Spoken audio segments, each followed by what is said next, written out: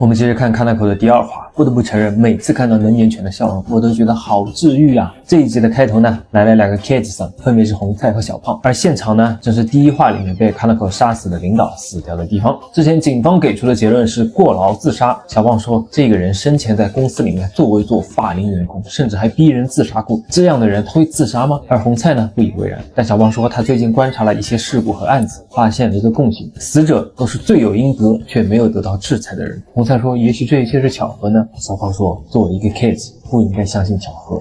我们在这里和受害者家里都发现了同一种洗衣机，说明有人清理了现场，那么背后很有可能就有一个冷血无情的杀手，而他们口中冷血无情的杀手正在家里看着五颜六色的特摄片，不仅看，甚至还中二的拿起了周边，摆起了正义使者的 pose。中二病晚期没救了，我们的正义使者出门了，在便利店呢碰到了一个正在顾客骚扰的大叔，十分无理，也对后面排队的客人造成了很大的困扰。店长过来处理呢，但那人还是不依不饶，于是正义使者拿出了枪，结果是呢把周边啦，太尴尬了，但还好大叔还是被店长拖走了。下一个场景，康奈口在电车里面被一个 hentai 非礼了，康奈口立刻出声制止他，结果那个 hentai 倒打一耙，让康奈口很生气。到了公司里以后，他就问夏鸠有没有办法，夏鸠说我们是企业，不是慈善组织，赶紧吃饭吧。于是康奈口吃完了，夏鸠震惊。康奈口说之前的公司说吃饭要在5秒内完成，所以就是这么快。夏鸠和 senpai 都无语了。吃完饭的康奈口在天台上呢，情绪有点低落，高冷的 senpai 来了，上来就是一句你不适合这行，别干了。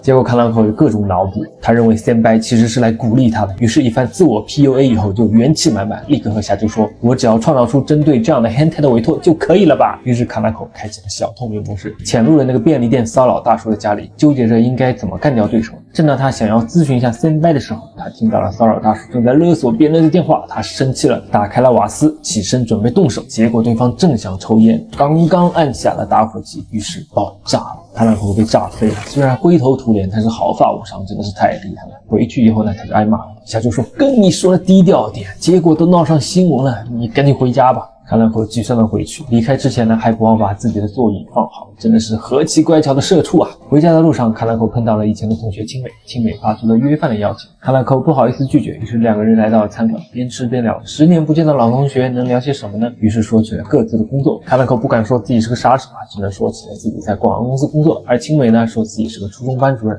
康奈口一脸崇拜啊，但青美说起来中学生很让他头痛，自己呢也经常好心办坏事。康奈口立刻共情了说，哎呀，有时候我也是这样子，我真的好想死啊。青美一脸尴尬，正当他以为会被青美嫌弃的时候，青美说下次我们再一起喝酒吧，因为看到你还是那样的元气满满，我也感觉自己精神了好多。青美的话同样也鼓励了康奈口，于是就这样重拾了一份相互丰富的友情以后，康奈口元气满满的奔赴下一个任务。在高冷的senpai叮嘱下，康奈口开始跟踪目标，而对象正是那个地铁上的hentai大叔。在拥挤的地铁上，而那个 hentai 大叔果然又开始骚扰女生了，这次的对象还是个 JK。 hentai 不仅动手动脚，还在言语上 PUA 那个女生。康奈口想起自己以前的遭遇，真的是十分生气。以前他一度以为被骚扰是真的因为自己的原因，但是他现在想通了，不能再让这样的事情发生了。这一次他忍无可忍了，senpai没有阻止他，只是问在这里你行吗？康奈口说完全可以啊。于是他当场变成小透明，在没人发现他的情况下走向了 hentai， 在他背后掏出了枪对准了 hentai。这一幕真的很有意思啊，因为在霓虹确实有很多电车hentai喜欢在女性的背后掏出自己的武器，然后做一些很猥琐的事情，所以康奈口这一次真的是以其人之道还治其人之身啊。结果呢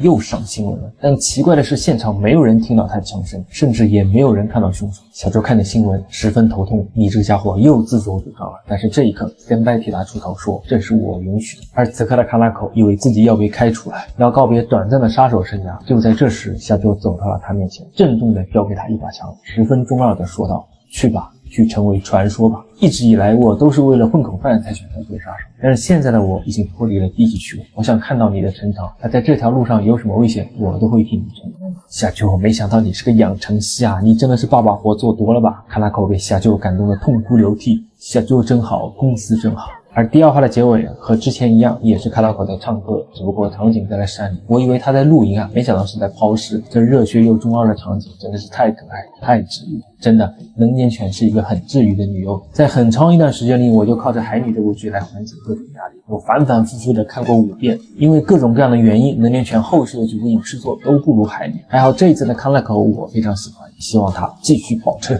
但是第2话的故事还没有结束，危机来了。2个 K 级上红菜和小胖找到了卡纳口。第2话结束，但是我大胆猜测一下，他们肯定还没有发现卡纳口就是真凶，是因为第一个被害的人是他之前公司的领导，有这样的一个人际关系，所以才找到他。到底真相会如何？我们看第3话，赶紧更新啊！